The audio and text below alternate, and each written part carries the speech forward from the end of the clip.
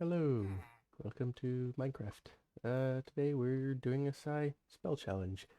The challenge is to make a spell or a set of spells that allows you to easily dig out a staircase tunnel starting from the surface and going down to bedrock. There's bonus challenges such as placing stair blocks facing in the appropriate direction while the tunnel is being made, lighting up the tunnel, having the staircase place blocks or conjure blocks to ensure the tunnel stays closed whenever it hits a ravine. Uh, Conjuring blocks and whatnot to remove water and lava in the event you run into something like that. And yeah, so I don't know if I'll be doing all of those, but I've got this old spell here that, let's see if I have a loop cast. I think this is a loop cast. I put this here. You'll see it's useful for making any directional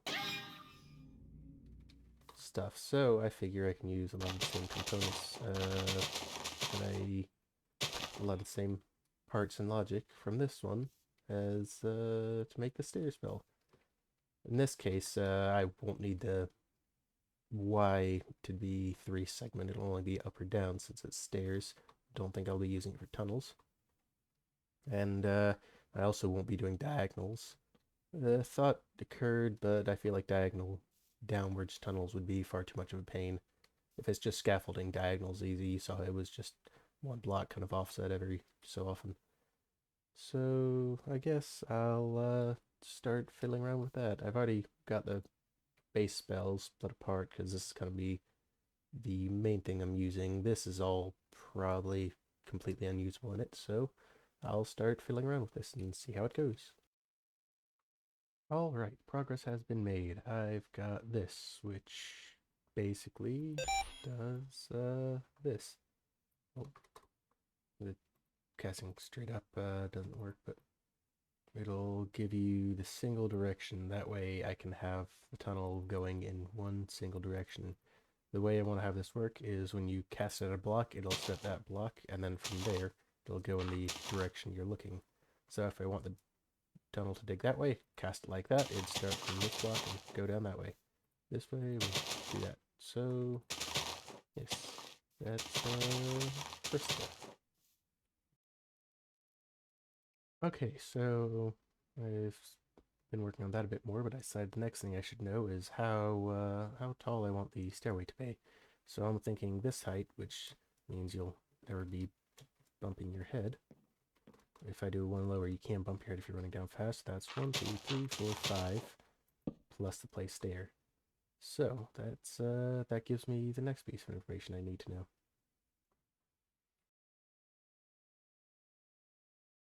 All right, well, I've made a bunch of progress. Kind of got immersed in it and forgot to kind of look at it every now and then. But yes, essentially, so I've kind of folded that around, got that into a nice position. That was just this, and I started heading on this section here, which is going to be, so all this does here is it will, I don't think I needed that, or did I? I don't remember. Anyways, all this does is, it stores the direction, and that's just a one-off thing. It'll save it the vector, and this will never get used again after the first loop, because this is going to be a loop cast bullet. And so now I'm working on this part right here, which has turned into this so far. And what this will do is it will take that direction. It will get my position from the previous tick, just using change log and some sort of loop sync type logic to go back to the proper loop position, the changelog loop position. So that'll the way this is gonna work is it's gonna be you cast it and it'll start at your feet and go.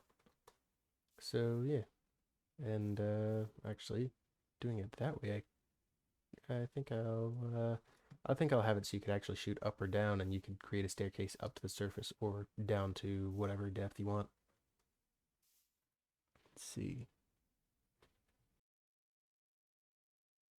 Alright, so all I should need to do now is I need to get the trick dies set up properly so the place block will only activate when it's in the right spot instead of when I'm breaking these. I don't want the entire thing to be filled with stairs like this, because that wouldn't exactly be a tunnel down to bedrock, now would it? That'd just be a ton of stairs. And other than that, I also need to get the direction proper, which that requires me getting the opposite direction of that, and I'm not going to run a bunch of connectors around, so I think I'll just get another save vector and use a yes, vector negate. That should just basically give me the opposite of that direction, and that should be that. And then like I said, I gotta figure out the trick die orders, get the rotation right, and then I need to combine it with this, which I think I'll do a little more work so that way the constant can be the y value. The do a sinum of the y value, and then feed that as the y input for that, which gets saved. That should be perfect. Also, ignore these. I was using this as reference for making this little part right here using the ADOS changelog, because that was used in this spell over here. That's basically just this chunk right here. So instead of having to think about it, I just kind of pasted it down a few rows because as I keep moving along, I keep overwriting it and didn't want to have to keep shifting them as I'm going. So just pasted it a few times and yeah, that way I always can just look off to the side of my screen and reference that when making this. Just makes it a little easier. Oh yeah, one more thing. So as you can see, I've been keeping this square, and this was, perfectly in the 6 bandwidth range. However, once I add that other piece right there, this is definitely going to be at least a 7 bandwidth spell. So I guess I might as well start shifting some of this around to make space for that, as well as get used to the next bandwidth limitation that I'll definitely be having to use for this. And hopefully I'll, actually no, this will definitely be an ivory or ebony CAD type spell, unless you go the option of getting some of the more advanced cores once you get your first PSI metal CAD assembly. I usually just make the iron one to start, then I make a basic iron one so I can get psi metal, and I make a psi metal one out of whatever gold I have. And I generally don't upgrade even making the cores until I've gone to the end and got ivory and ebony. It just, makes a bit more sense for me. I like efficiency. All right, so something I just realized, actually, the vector negate, that won't be all the time. If I have this able to make stairs to the surface, then the stairs will be facing this way as you'll be going up. However, if I have the thing digging a stairway down, the stairs will obviously be facing the opposite direction. So, yes, I'll have to add a bit more logic to that. Should be able to, yeah, since I'm calling from the saved vector for for the direction, so I can just take the y out of that and then use that to negate that. That should work.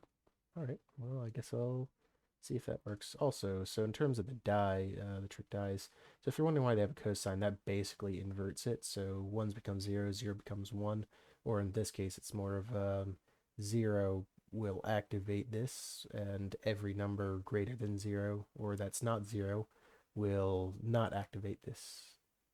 Or am I getting that backwards? Anyways, it essentially allows me to invert this. So yeah, that's because I want this to activate on the first loop, because this one is going to be the one that allows this one to activate on the first loop and then never again, because this is to store your initial look. Because the way the spell works is you'll shoot it and then you can do whatever else. You just kind of gotta stay within the sphere of influence of the actual tricks going on. So yeah, and then the other one is for the place block. Like I was saying, you don't want a solid stair tunnel. That kind of wouldn't be a tunnel. So yes, both of these have to be behind this one in activation order. So they have to be either here or anywhere underneath it. And rotating and moving stuff around, will give us more or less room where I can place these. And this one needs to have this one in front of it, and this one has to be behind it. So yeah, that's where I'm working on with those. But for now, I'll try and get the place working and go from there. Well, here, I went ahead and redid this. I got the sign num coming from the Y value. So that gives me that. I fed that into there, kind of reoriented it. Let's see, it was this, and now it looks like went from this to this. So hopefully I can kind of reorder stuff I need to fit it in better here or there. Usually the spells are actually quite easy to sort of shift into puzzle pieces that just barely fit perfectly together. Like this one, for example. This is actually two completely separate spell pieces. Just by moving the pieces off, you can see that these two pieces aren't connected at all. It's they're just perfectly conformed around each other, so it looks like it's mostly one perfect square. This one's just barely over 6 bandwidth, so that annoys my OCD a bit. But yeah, I try to go for perfectly shaped spells in all my cases because it's nice, and also lower CAD requirements for bandwidth and such.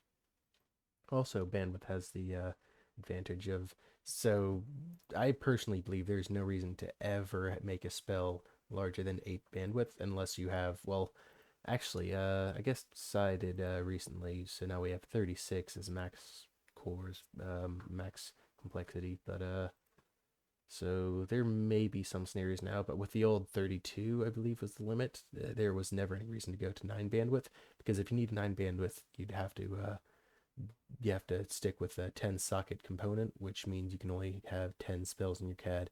Whereas if you're able to make all your spells 8 bandwidth or less, you can have 2 extra spells with the 12 sockets. Also, the sockets does have an impact on how many vectors you can save. So there's more than just the amount of spells you can store. There's also, you can use some slightly more advanced spells, keeping everything to 8 bandwidth. So, yes, hopefully I'll be able to get this all shaped up nice and fine. Well, that was actually quite simple to do that real quick. All I did was I took the saved vector, got the y value from that, signed them, and then multiplied that. So it'll multiply it by 1 or -1. So yeah, that should be that should be exactly what I'm looking for.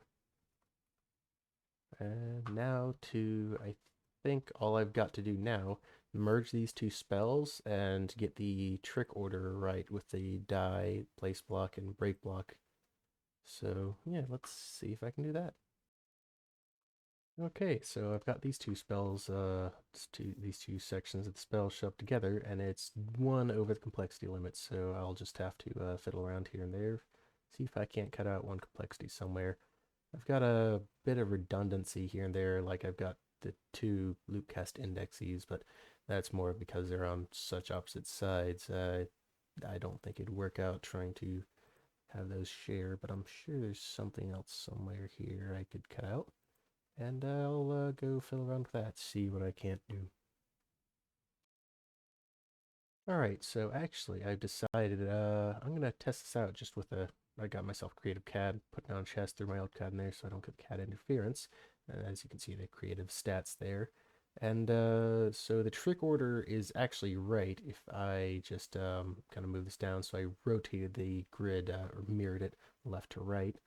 So the first trick to activate, going all the way across and whatnot, should be the break block, and it'll do all the math for that. Then I'll reach this die, which will mean only on the proper block height will it not kill this trick. So it'll place block here, it'll like skip it, so on and so forth as it goes down. And then I'll reach this last one, and this last one will prevent the save vector from happening after loop 0. So the loopcast index, it starts at 0, goes to 1, 2, 3, 4, 5. So 0 is actually the first, 1 is the second, so on and so forth. But if it's not loop 0 according to the index, this cannot activate thanks to this. So I'm going to try this out. Let's see how this works.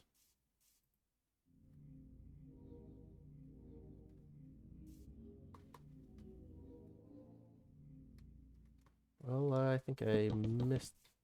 Let me try again. I forgot it does start in your position. Yep. I guess it couldn't place that one block because I was standing there. Alright, that's working nice. Now, let's, I think it should work like this.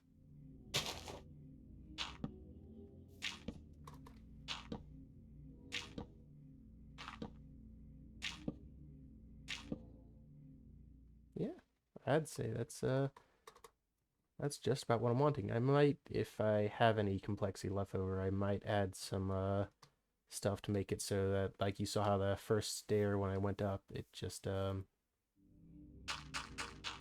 didn't place it by feet because I'm standing there, it can't place a block in the player. But yeah, it's working pretty well so far. Cool.